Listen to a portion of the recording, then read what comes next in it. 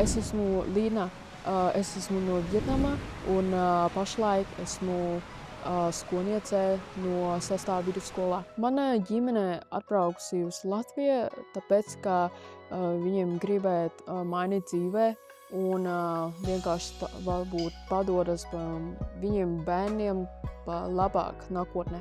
Man visvairāk patīk Latvija par kultūras un arī saistībā Latvijas svinīgo svētki. Pieņemsim, tuvākais svētki būs dziesmu svētki, un arī man patīk laikapstākļi no Latvijā, arī dabas un citas sabiedrība.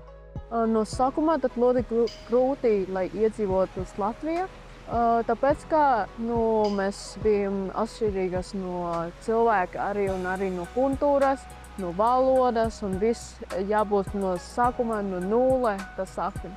Runāt par grūtībām, tas ir atšķirīgas no galotnē un arī valodas struktūras formas.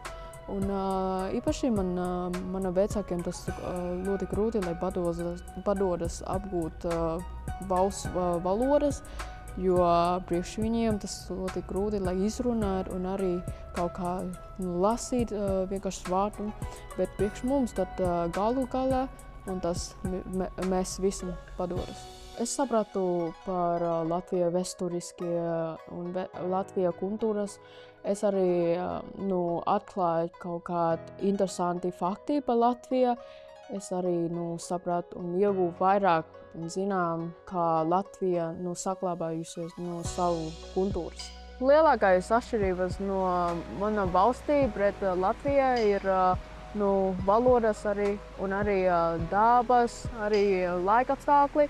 Jo runājot par Vietnamu, mums tikai 2 laikapstākļi.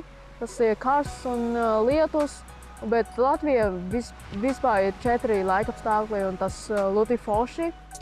Latvieši viņiem no sākuma ļoti tāda noslēgti un bail atvērtas pret jauniem cilvēkiem, bet ja katrs satraucēties un viņiem ļoti vienmēr tāda palīdzēt un tā draudzīgas cilvēki. Man liekas, ārzemnieks ļoti vajag, un tas ir ļoti svarīgi, lai apgūtu valsts valodu. Tas ir īstenībā par izcelsmei no sava personiskā izaugsme un arī cieņas pret valstī.